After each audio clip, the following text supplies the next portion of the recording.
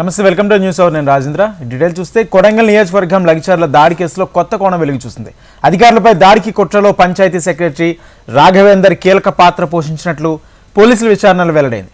నిందితుడు రాఘవేందర్ ప్రస్తుతం వికారాబాద్ జిల్లా దౌలతాబాద్ మండలం సంగయ్యపల్లి విలేజ్ సెక్రటరీగా పనిచేస్తున్నాడు. ఫార్మా కంపెనీకు భూముల కోసం ప్రజాభిప్రాయం సేకరించేందుకు లగిచర్లకు వచ్చిన కలెక్టర్ ఇతర అధికారులపై దాడి చేసేలా రాఘవేంద్రే గ్రామస్తులను రైతులను రెచ్చగొట్టినట్లు ప్రాథమికంగా నిర్ధారించారు పోలీసులు. ఇక అధికారులపై దాడికి సిద్ధంగా ఉండాలని రైతులను ప్రేరేపించినట్లుగా పలు ఆధారాలు కూడా సేకరించారు. అయితే ఈ కేసులో ఇప్పటికే రాఘవేందర్ అరెస్ట్ అయ్యి రిమాండ్లో ఉన్నాడు. మరోవైపు దాడికి కుట్రలో పంచాయతీ సెక్రటరీ రాఘవేంద్ర పాత్ర ఉందని తేలడంతో వికారాబాద్ జిల్లా కలెక్టర్ అతన్ని సస్పెండ్ చేశారు. నిందితుడు రాఘవేందర్పై మరికొన్ని కేసులు నమోదు చేసి అవకాశం ఉంది. లగిచర్ల ఘటనను సీరియస్గా తీసుకున్న ప్రభుత్వం విధుల్లో నిర్లక్ష్యంగా ఉన్న పోలీసులపైన చర్యలు చేపట్టింది. డీఎస్పీపై బదిలీ వేటు వేసింది. పరిగి డీఎస్పీ కరుణాసాగర్ రెడ్డిని డీజీపీ ఆఫీస్కి అటాచ్ చేస్తూ ఉత్తర్వులు జారీ అయ్యాయి.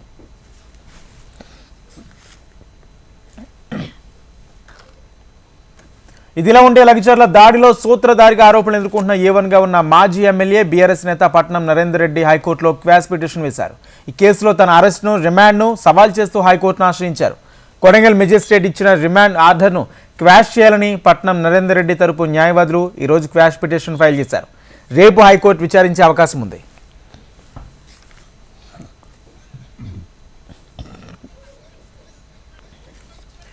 మరోవైపు లగిచర్ల దాడి వ్యవహారం ఢిల్లీ చేరింది. లగిచర్ల ఫార్మా బాధిత కుటుంబాలతో కలిసి బీఆర్ఎస్ నేతలు ఢిల్లీ వెళ్లారు. అక్కడ జాతీయ SC/ST కమిషన్తో పాటు జాతీయ మానవ హక్కుల కమిషన్ కలిశారు. బాధిత రైతు కుటుంబాల పట్ల రాష్ట్ర ప్రభుత్వం పోలీసులు వ్యవహరిస్తున్న తీరుపై జాతీయ SC/ST కమిషన్ NHRCకి ఫిర్యాదు చేసినట్లు తెలిపారు.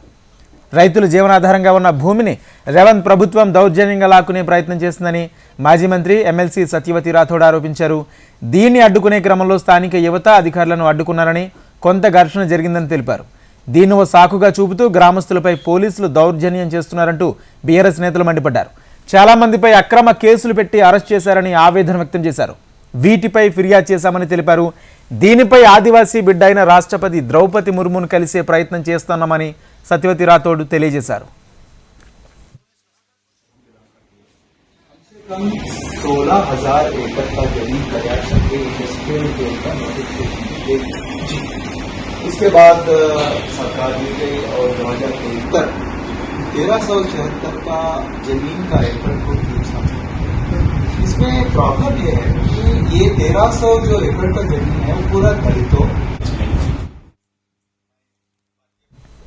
లగిచర్ల ఘటనపై ఇటు రాష్ట్ర SC/ST కమిషన్ రంగంలోకి దిగింది. రైతులను దౌర్జన్యంగా అరెస్ట్ చేస్తున్నారని ప్రతిపక్ష బీఆర్ఎస్ బాధిత కుటుంబ సభ్యులు ఫిర్యాదు చేసిన నేపథ్యంలో కమిషన్ సభ్యులు లగిచర్ల గ్రామంలో పర్యటించారు.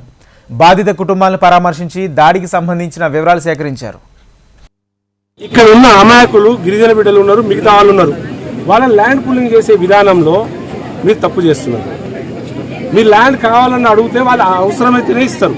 బలవంతంగా తీసుకోవడానికి మీకు రైట్స్ లేవు. ఎట్టు పరిస్థితిలో వాళ్ళకి ఏం కావాలో ఇప్పుడు ఇక్కడ స్థానికులు నడుస్తున్న రేటు ఏం నడుస్తుందో ఆ రేటు ఇవ్వాలి. కానీ మీకు గవర్నమెంట్ వాల్యూ ఇస్తా అంటే కుదరదు. దొంగతనంగా వస్తున్నారు, మమ్మల్ని అరెస్ట్ చేస్తున్నారు, బెదిరిస్తున్నారు. మీ లంబడోళ్ళకి సంగతి ఏంది, మీ కథ ఏంది అని చెప్తున్నారు. కానీ వాళ్ళు కొంతమంది అనేక రకాలుగా వాళ్ళు ఆరోపిస్తున్నారు. కాబట్టి మిత్రులారా, నేను ఆల్రెడీ ఇప్పుడు కొంతమంది కంప్లైంట్ చేయడం జరిగింది, సుమోటోగా కూడా కేసు తీసుకోవడం జరిగింది. కాబట్టి ఢిల్లీ నుండి ఇలా ST కమిషన్ వాళ్ళ తరపున రావడం జరిగింది. పొలాలు ఊర్లు పారిపోయారు, తాళాలు వేసుకొని ఉన్నారంట, వాళ్ళు ఇబ్బంది పడుతున్నారు. కాకపోతే ఒక విషయం నాకు ఒకటి అర్థమైంది ఏంటంటే, కొంతమంది వేరే వ్యక్తులు, వేరే పార్టీ నాయకులు ప్రేరేపించి కొంత వెనకాల నుండి కూడా ఇబ్బంది పెట్టింది అనేది కొంచెం కనిపిస్తుంది. వాళ్ళు చేయలేదు, వాళ్ళ వెనకాల నెట్టేసి వీళ్ళని ముందు తోసేసి పడింది. అది కావాలని అందులో కలెక్టర్ గారి సాక్షాత్తు చెప్పిండు, కొట్టలేదని, మాకేం చేయలేదు. అయినా కలెక్టర్ గారు వస్తున్నప్పుడు ముందు కరెక్ట్ చూసుకున్నారు. కలెక్టర్ గారు వచ్చేటప్పుడు గతంలో 15 రోజులు 20 రోజుల ముందే గొడవ అయింది అన్నారు. ఇంతకుముందు ఏదో గొడవ అయింది అన్నారు. దాదాపు 7-8 నెలల నుండి వాళ్ళు ధర్నాలు చేస్తున్నారు, రాస్తా రేకులు చేస్తున్నారు అని చెప్పారు. ఇంత తెలిసి కూడా కలెక్టర్ గారు అడ్డదిడ్డంగా ఎలా వచ్చేస్తారండి? కలెక్టర్ అని ఎవరికి తెలుస్తుంది? ఇక్కడ వచ్చే విధానం ఇది కాదు కదా. నోటీసులు ఇవ్వాలి, ప్రొటెక్ట్ పెట్టుకోవాలి, ప్రొటెక్షన్ చేసుకొని ఏం కావాలి తల్లి, ఏం కావాలని అడిగి తెలుసుకొని పోవాలి. అది పోకుండా మీ ఇష్టారాజ్యంగా వచ్చేసి మమ్మల్ని కొట్టిరు తిట్టిరు అని చెప్పేసి ఇప్పుడు కావాలని వాళ్ళ మీద కక్షపూరితంగా కేసులు వేసి రాత్రుల పూట వచ్చి బలవంతం చేయడం, ఇబ్బంది పెట్టడం, అక్రమ అరెస్టులు చేయడం కరెక్ట్ కాదు.